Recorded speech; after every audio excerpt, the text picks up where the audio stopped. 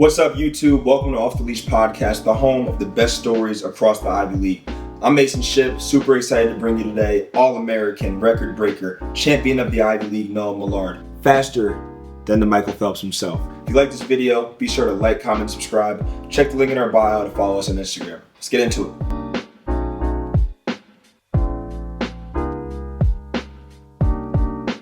Who am I here with today? With Noah Millard, class of 2026 on the swim and dive team. Specifically, I'm a middle distance freestyle swimmer. I'm from Melbourne, Australia, economics major in Silliman College. At what age did you know swimming was for you? Man, I'll tell you the story of how I got into swimming. So I'm like I said, from Australia. I got two parents from Australia, but was actually born in New York. So, they didn't know baseball. They definitely didn't want to put me in football as a little kid. And so they just threw me in the pool with sort of swimming lessons for safety more than anything, because they knew that we were going to move back to Australia eventually. Right. And everyone needs to know how to swim there with all the beaches. So I guess like 2, 3, 4 years old doing swimming lessons. And I guess continue that as I grew up. Like I found I wasn't very skillful or coordinated at other sports.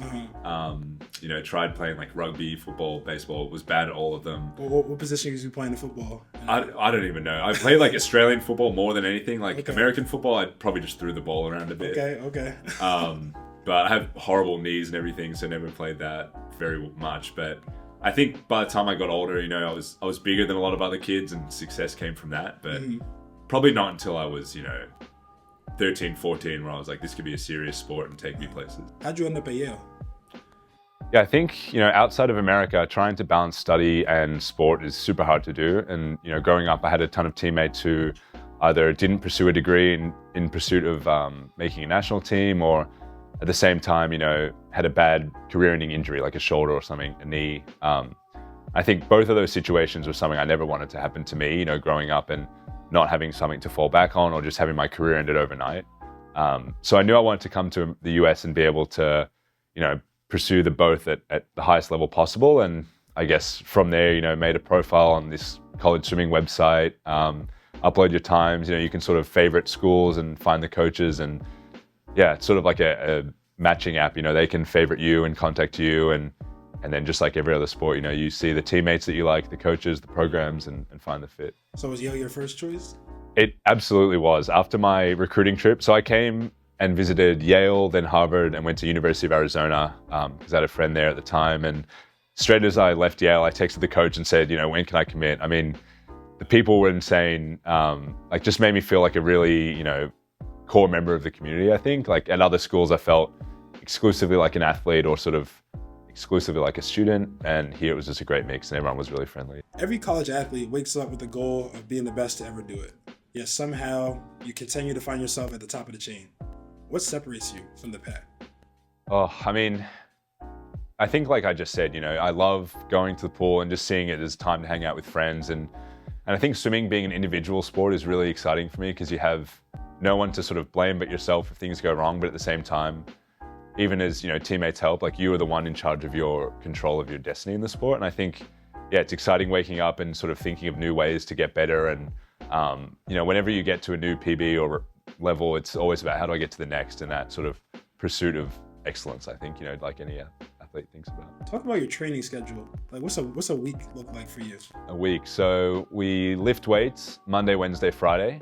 And then we also swim. So twice on Monday, once on Tuesday, twice on Wednesday, and then once Thursday, Friday, Saturday. So we're in the pool 8 times a week, lifting 3 times. We do like core work and dry land twice a week. So it's pretty intense. Some parts of the year and sort of off season, we might up that to 9 or 10 sessions a week. 2 hours each, just putting in the yards. And yeah, at a place like Yale where you're busy outside the classroom, it certainly takes a toll sometimes of the year. What's the toughest workout you've ever did? I mean, it depends. Like there's the ones that are conditioning sort of workouts. It's just the arms are burning, long sort of non-stop swimming. Or one that we do a lot is sort of 30, 50s at race pace, at 200 pace, and just sort of, at high intensity. That one's always tough. The lactic acid's burning. Just depends. Different times of the year, there's always different sets that when we go to a training camp at the end of the year, we all sort of put our fast racing suits on, race each other. 6 100s, we dive off the blocks and there's very short cool down in between. That's a tough one. But they're all fun, and you look back and get confidence from the stuff you did. So I think that helps. How does one get faster in the pool? What type of work do you have to do? Yeah, like I said, the season changes. In sort of the early fall, it's a lot of conditioning and aerobic base building. As you move towards the end of the year and the start of January in training camp, it's about getting faster and a lot more sprint work, building power in the gym and things like that. And then you sort of come down, rest as you get close to the end of the season, and you feel a bit fresher and you race a bit faster. So yeah, my sort of favorite type of work is just the conditioning fitness stuff. I think that helps with the long distance racing. So yeah. Between all the races you've ever had, what would you say is one of your proudest moments or proudest races of your career? I mean, there's a lot to look back on, which is, I'm excited for when I'm an old man, I can look back on all these races. But I think recently, with my mum and my sisters living in Australia, they don't get the opportunity to come watch me race a lot. But at the recent Ivy Champs, my mum and one of my sisters was able to come watch me. And that's when I, broke the Ivy record in the 500. And, it's one thing to sort of text some photos through and call your mum and say how you went. But, looking at her before the race and having her there afterwards to sort of give a big hug to and cheer, I think, they spend so much time watching you grow up and, they're there for you whether you swim well or not. And I think being able to do something exciting for them in person was pretty special. When you're in the water, you're thinking about all these outlying factors, family's there, friends are there, everybody's watching. You're swimming a lot of long distance races. Yeah. What's going through your head when you're in the water? Man, yeah, in the mile, 10 minutes in, 12 minutes in, starts to really hurt. I think one thing that's been exciting this year is, we've got a ton of new freshmen in and they've really brought some good energy to the team. And I think, what's helped is there's a lot of people contributing in terms of exciting races and whatever. And, I just want to be one of those people. So in the race, I'm just thinking, how excited was I when I saw someone else swim? How can I excite my teammates to do the best thing next? And, at that point, you're already halfway through the race at least or more, and there's not long to go. So it's just, yeah, I think we talk about momentum a lot on the team. So I think contributing and building momentum is exciting for me. Let's rewind the 2024 season last year. You took an Olympic redshirt year and you trained in Australia, if I believe, and you participated in the Olympic trials out there. What was the energy? What was the intensity like? And what was that experience like? It was an amazing experience. So, 2016, I was a little too young. 2021 Olympic trials, obviously things were all over with COVID. So, a lot of the reason why I wanted to go home was to experience what that Olympic trials cycle is like. And it's interesting because the intensity and the sort of pressure is still really high, but you're racing for yourself almost. It's not, you don't race for a team or even a club that you're with. It's not for points or anything. It's purely individual.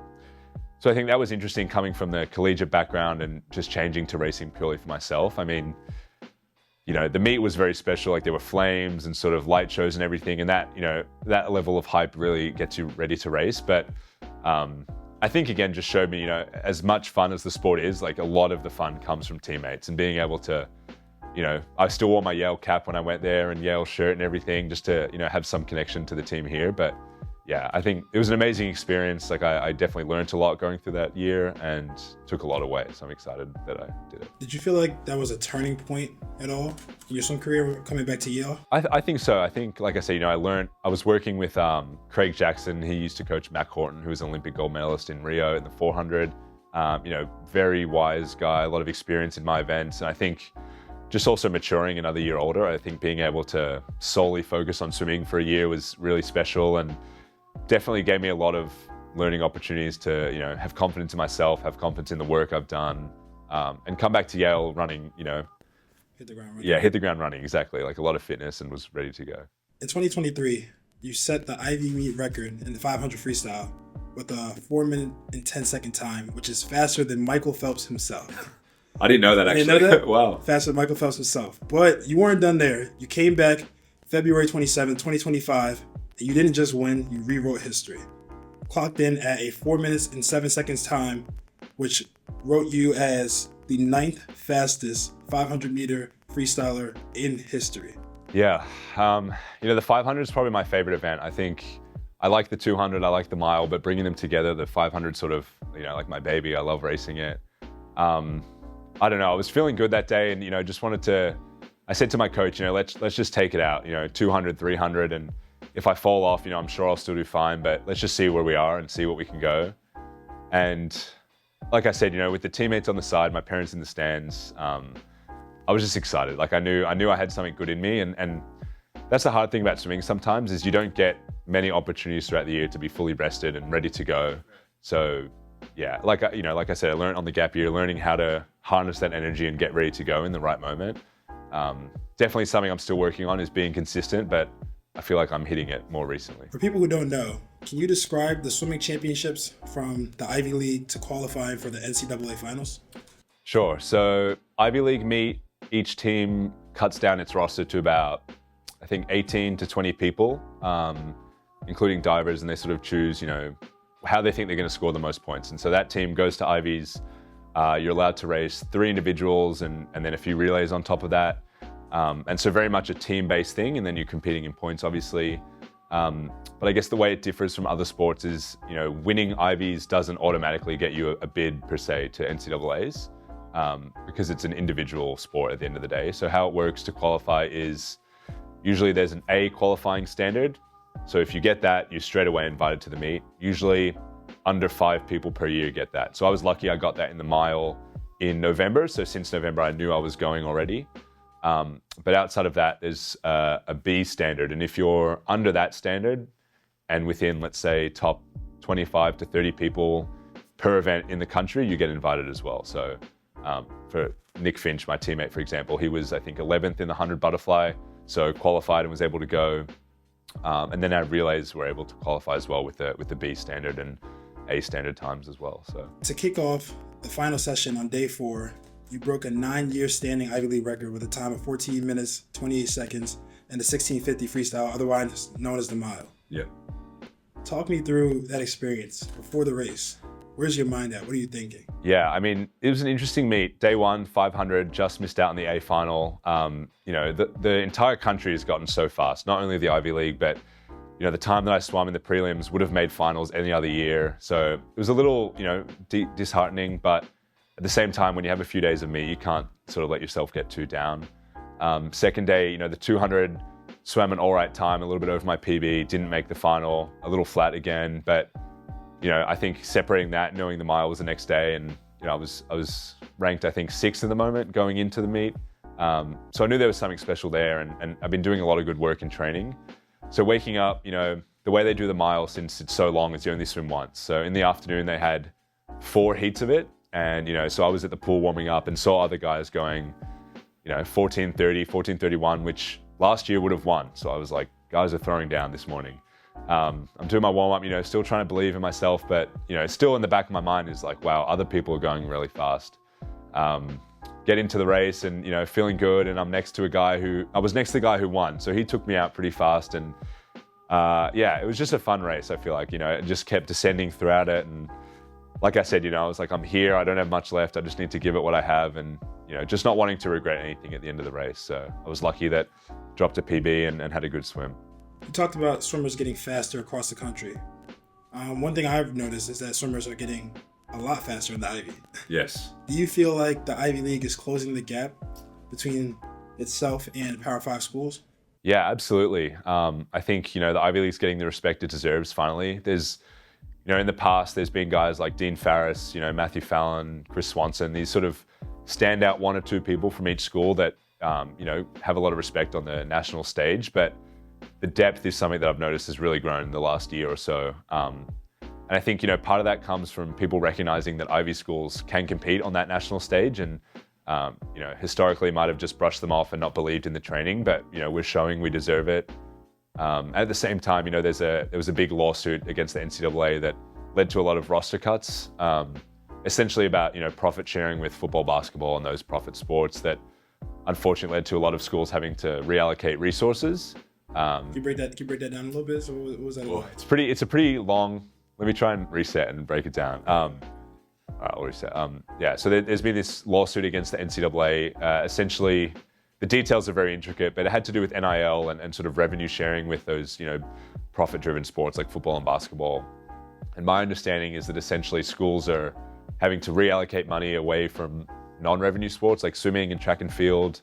And the most tangible impact of that recently is the SEC announced that their rosters for swimming had to be 22 people, and every conferences making their own rules. So, schools like Texas and Florida are cutting from 40 people down to 22.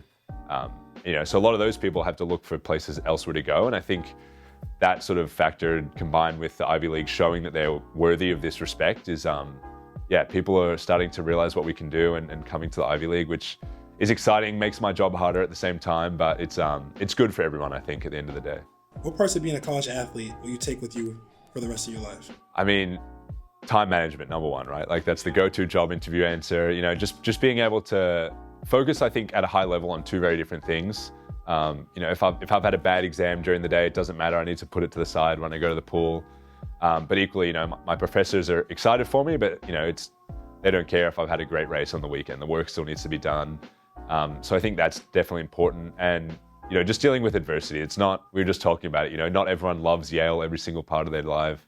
There's certainly days where it's cold and rainy and you don't have motivation, but just finding ways to show up each day and, put your best foot forward, I think is an important life skill. Speaking of things that motivate you, you talked a little bit earlier about what your teammates mean to you. I know swimming is an individual sport for the most part besides relays, but what do your teammates mean to you? What does it mean to you to have them there cheering for you while you're racing, breaking records?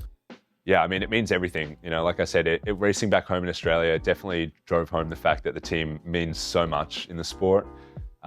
These guys, like I have breakfast with them, I hang out with them at night, I study with them. They become your brothers, right? On the football team and every other athlete here would say the same thing about their team. So I think there's not many people in this world that know you as well as your teammates do. And just being able to experience both those highs and those lows with them, you bond pretty quickly. So yeah, they're happy to do it for them, with them, watch them exceed in their events as well. So it's special. I want to add one question, Kelv. You've mentioned it a little bit, but I want to hear from you. When you have success in your career, in life, in sports, I think the threshold and the levels and expectations you have for yourself continue to rise. Mm-hmm. Because of the success you've had, how do you as an individual define success in your own career? Interesting. I guess in swimming, right, like there's always a time standard. And like I said, the depth of the league is getting faster. So next year, the time it takes to make the final and win is going to get faster and faster. I think just, having a nice break at the end of a season and being able to reflect on what you've done is always important, because if you move on too quickly, I think you get too overwhelmed. But just being able to, I think at the end of the day, better myself. If I swam a PB but didn't win or anything, that you can still look back and be proud of what you've done, because you can't control what everyone else is doing, obviously. So I think, just making steps forward, if I wanted to fix something, part of my technique or whatever it is, just bettering my own, sort of performances. And as a follow-up, you're in an individual sport, as you mentioned. How hard is it for you to make sure you focus on yourself versus your peers who are doing maybe better numbers in a certain meet or doing better than you? Yeah. Throughout the year, that's definitely hard. There's certainly people who swim better in season, with a bit more fatigue. They swim well after they've lifted weights, and everyone sort of goes up and down. And I think just remembering and being honest with yourself that you've done the work, and it might not be showing now, but eventually it will. I think lying to yourself if you've been lazy or whatever, and then sort of hoping things will happen is really hard. But all of our guys know that they're putting in the work, and it will show eventually. And just it takes a lot of mental fortitude, I think, to remind yourself of that, especially when things are going wrong. But yeah, I have confidence in every one of these guys when it comes down to it. Let's get to the fun stuff. No. All right, let's go. So I'm about to hit you with a rapid fire. Favorite athlete, Teo. Yeah.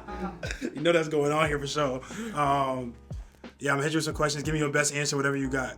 All right? Yeah. If you could only swim one event for the rest of your life, what would it be? 500 freestyle. Would you rather swim with your goggles filled with water or your cap falling off? Oh, I condition my hair too much and I've swum with my cap a lot off, so I'd say just that, yeah. If you had to describe your swimming style as a car, what type of car would it be? Probably like a tank. Slow to get going, but it moves fast once it gets going. What's worse, cold water or warm water? Warm. You overheat too quickly. In your opinion, what is the hardest swimming event? I'm going to say the 200. You have to sprint for a lot longer than your body is able to think it can keep going for. Who on the team would be most likely to go pro in a different sport? In a different sport? Oh, man. Top of my head, I'll go Alex Hazlett in football. He's a pretty tough individual. What's the worst excuse someone's used to skip practice? I think anyone who's saying they're studying at 5 a.m. and doesn't come to the morning lift, like you're not that busy. No one's waking up to study at that time. I certainly don't, so that always gets on me. But who's the best athlete at Yale? I roomed with John Poulakidis freshman year, and I think those basketball guys, I hung out with them a bit, and they're all inspiring to me, and Yeah, so I'll go John. Last question for you. What's next for Noah Millard? Next is a big sleep, I think, after this season. Just need to rest for a little bit. Yeah, I don't know. Well, we'll, like I said, take a break and then reset, think about next season. And, I think we were knocking on the door of Harvard and Princeton this year, and I'd love to, win a championship before I leave. So that's the ultimate goal next year. Appreciate you coming on, man. Hey, thanks for having me. It was fun. I appreciate it.